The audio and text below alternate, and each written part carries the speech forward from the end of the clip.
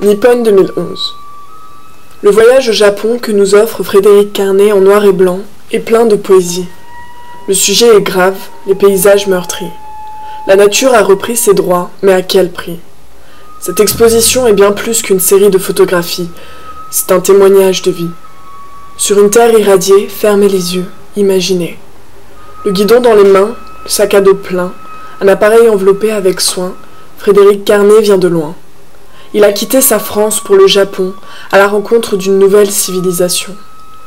On est bien loin de Sergi et des danseurs de hip-hop, mais vient un temps dans une carrière où nos horizons se développent. Primé à plusieurs reprises, se lassant de la photographie publicitaire, aujourd'hui il revient à sa passion première, le travail en noir et blanc.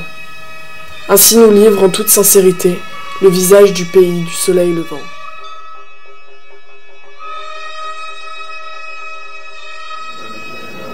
Déjà, le premier but de ce travail, de cette série de photographies, c'était de montrer un Japon qu'on n'a pas l'habitude de voir.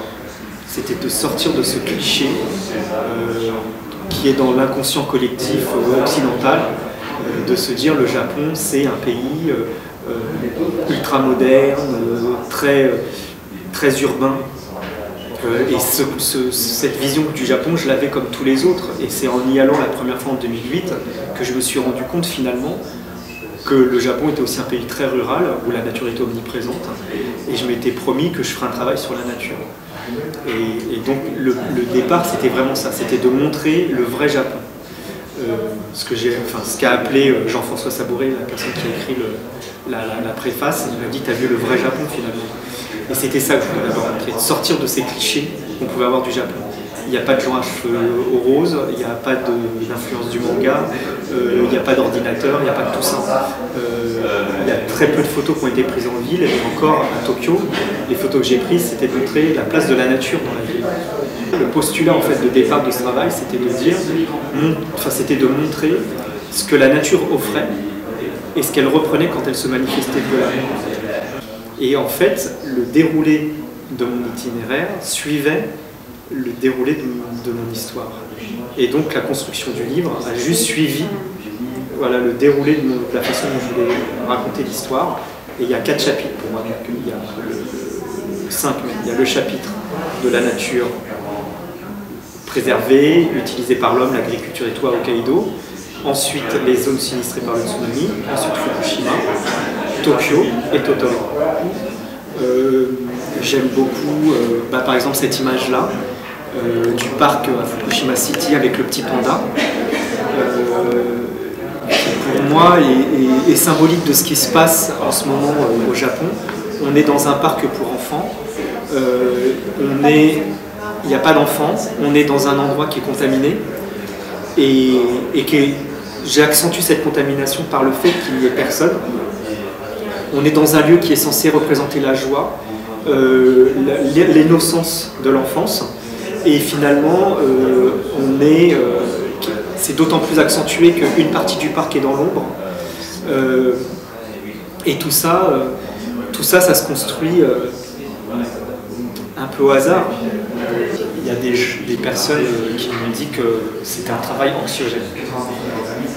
Alors c'est vrai qu'on est sur un sujet, une partie du travail de cette série se passe dans des zones sinistrées, donc obligatoirement on est confronté à des images qui sont quand même violentes, et d'autant sûrement que ce noir et blanc et la froideur avec lequel aussi le fait d'être toujours frontal, il n'y a jamais d'angle, je ne suis jamais en plongée ou en contre-plongée, je suis toujours face à ce qui se passe, et j'accentue encore plus ça du fait d'avoir la ligne d'horizon au milieu de mon cadre. Donc c'est aussi peut-être la raison pour laquelle ça peut paraître anxiogène et assez violent. Et donc j'ai choisi un titre très simple, Nippon 2011, donc Japon 2011, et je voulais rappeler le fait que les photos sont en noir et blanc à l'intérieur, donc je suis resté sur une couverture en noir et blanc.